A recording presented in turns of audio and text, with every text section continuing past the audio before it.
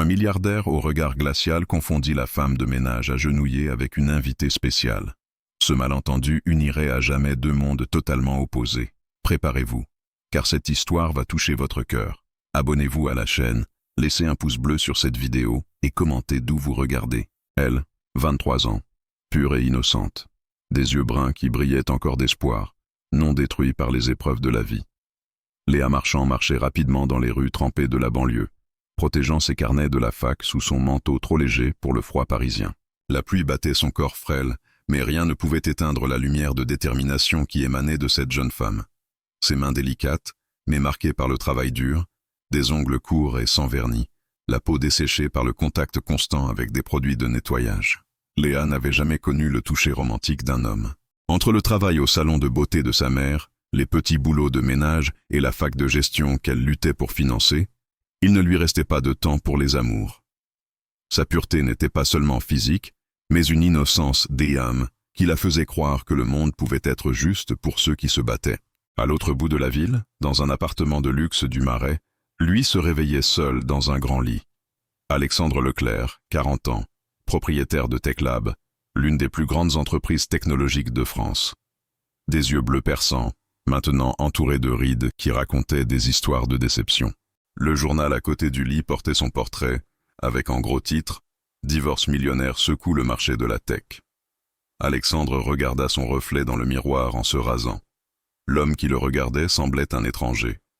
Il y a 6 mois, il avait découvert que sa femme, Camille, le trompait depuis 2 ans avec son associé et meilleur ami. Cette double trahison avait empoisonné son cœur, transformant le brillant visionnaire en un homme froid et méfiant.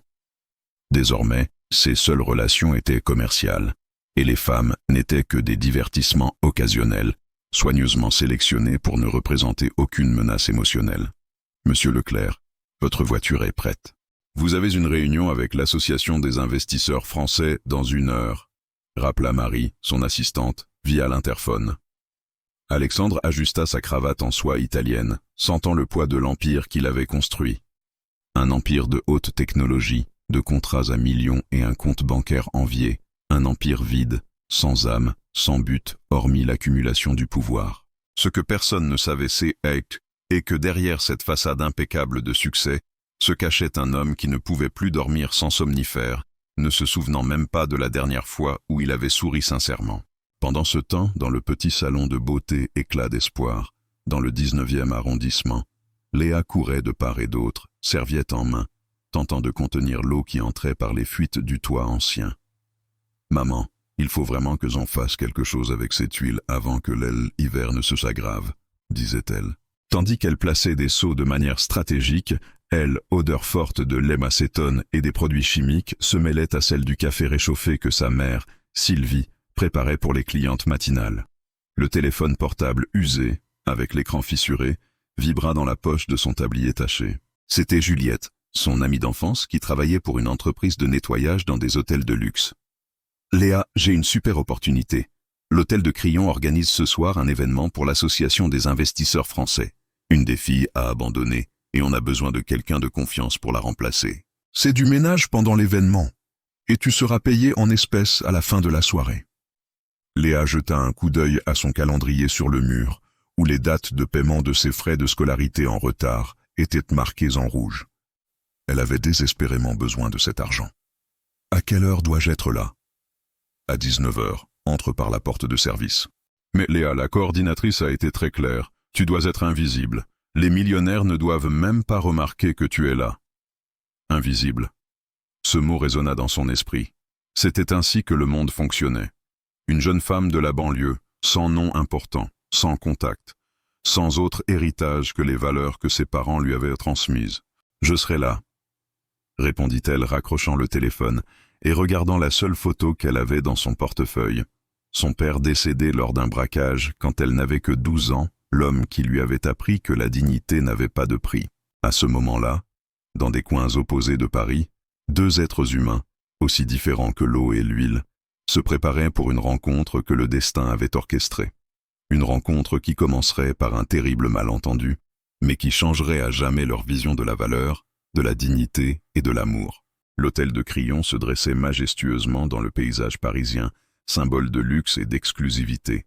Sa façade imposante, tout en marbre et en dorure, faisait l'envie des plus grands noms du monde des affaires. À l'intérieur, rien ne laissait place à l'improvisation. Tout était parfait, tout était calculé pour offrir une expérience sans faille. Léa arriva à 18h45, 15 minutes avant l'heure convenue. Elle portait un jean simple, des baskets et un t-shirt basique. Dans son sac usé, elle avait soigneusement rangé son uniforme beige discret, presque de la même couleur que les murs, conçu pour la rendre invisible. En entrant par la porte de service, elle ressentit immédiatement le contraste entre la chaleur étouffante des rues parisiennes et l'air conditionné glacé de l'hôtel. Le vigile la regarda à peine, vérifia son nom sur une liste et hocha la tête pour lui indiquer le vestiaire. « En retard », dit Marie, la coordinatrice du ménage, une femme au regard sévère et à l'expression inflexible. « Tu as 5 minutes pour te changer. »« Désolé, je suis arrivé 15 minutes en avance. » Léa tenta d'expliquer. « Ici, avant, c'est en retard. » Léa se rendit dans le vestiaire exigu, où elle enfila rapidement l'uniforme beige avec le logo discret de l'hôtel. Elle observa les autres femmes, toutes silencieuses, efficaces, connaissant exactement le rituel à venir. La plupart d'entre elles évitèrent les regards, comme si elles avaient déjà accepté totalement leur rôle d'invisibilité. Marie réunit l'équipe pour les dernières instructions avant le début de l'événement. « Attention, ce soir c'est la fête annuelle de l'Association des investisseurs français. Les hommes les plus riches et les plus influents du pays seront ici. Vous connaissez les règles. Ne parlez que si on vous parle. Ne regardez jamais les invités. Soyez rapide et efficace. Si jamais il y a une tâche, nettoyez-la immédiatement, mais vous devez être comme des ombres. Compris ? » Toutes acquiescèrent en silence. « Léa, tu seras responsable du grand salon principal. Si un accident se produit, une tâche, un déversement, tu le régleras sans attirer l'attention. » Léa reçut un chariot discret avec des produits de nettoyage, des chiffons doux et des sprays sans parfum, tout conçu pour qu'elle puisse travailler sans être remarquée. En entrant dans le grand salon, encore vide, elle resta un instant éblouie. Des lustres en cristal, des arrangements floraux d'orchidées blanches, des tables impeccablement dressées avec de la vaisselle probablement plus chère que tous ces biens réunis. Le marbre blanc du sol brillait tellement qu'il semblait un miroir. La vue panoramique de la ville, à travers les immenses fenêtres, montrait Paris qui s'éclairait peu à peu à mesure que la nuit tombait. « Magnifique, non ?» demanda un jeune serveur, probablement un débutant, encore pas tout à fait formé aux règles du silence. « Oui », répondit Léa doucement. « On dit que la facture de cet événement dépasse 1 million d'euros. Une seule nuit, 1 million. Tu y crois ?» Léa hocha la tête sans dire un mot. 1 million d'euros, assez pour payer toute sa scolarité, aider sa mère à acheter son propre salon de beauté, peut-être même acheter un petit appartement. Tout cela, en une seule soirée, pour des gens qui probablement dépenseraient cette somme sans même s'en rendre compte. L'événement commença à se remplir. Les invités arrivaient, vêtus de leurs plus beaux costumes, hommes en smoking, femmes en robes étincelantes. Les conversations élégantes, les éclats de rire sophistiqués et les flûtes de champagne remplies à ras-bord circulaient. Léa se tenait dans un coin, près d'une colonne, discrète comme une ombre, prête à intervenir au moindre signe de saleté. Les hommes discutaient affaires et investissements. Les femmes se mêlaient aux conversations avec aisance, l'air serein, comme si ce monde leur appartenait. Léa, bien que dans le même espace qu'eux, semblait séparée par un abîme invisible. Mais ce qu'elle ignorait à ce moment-là, c'est que ce soir-là, ce monde, ce cercle exclusif, allait commencer à se fissurer. Elle se concentrait sur son travail, une tâche après l'autre, toujours aussi efficace et rapide. C'était sa façon de se faire respecter. Quand un serveur maladroit perdit l'équilibre en traversant le salon, Léa se retrouva, sans réfléchir, au sol avec des chiffons et une petite pelle pour récupérer les morceaux de verre cassés. En quelques secondes, elle avait tout nettoyé. L'incident aurait été rapidement oublié si elle n'avait pas été vue. Mais ses gestes rapides et silencieux, son efficacité, attirèrent l'attention de plusieurs invités. Gabriel Almeida, un des plus grands hommes d'affaires du pays, et quelques membres influents de la soirée observèrent la scène de loin. Un silence flottait dans l'air, et tous les regards se tournèrent vers Léa. Gabriel la regarda, fasciné par sa posture, son regard, son sérieux. Il demanda à Marcelo Teixeira, l'hôte de l'événement et président de l'association des investisseurs. Qui est cette jeune femme? Marcelo le regarda brièvement, puis répondit avec un sourire énigmatique. C'est notre petite surprise de la soirée, Gabriel. Certains de nos invités aiment un divertissement un peu plus discret après l'événement. Elle doit être l'une des invitées spéciales de ce soir. Gabriel observa encore un instant. Il semblait intrigué par l'hypothèse que Marcelo suggérait. Les femmes de son cercle social étaient généralement visibles, bruyantes, occupées à séduire. Mais celle-ci, cette jeune femme en uniforme, contrastait tellement avec ce qu'il connaissait. Intéressant, dit-il d'un ton qui trahissait une certaine curiosité. Marcelo sourit. Comme je dis toujours, les meilleures surprises sont celles qu'on ne voit pas venir. Mais Gabriel n'écoutait plus vraiment.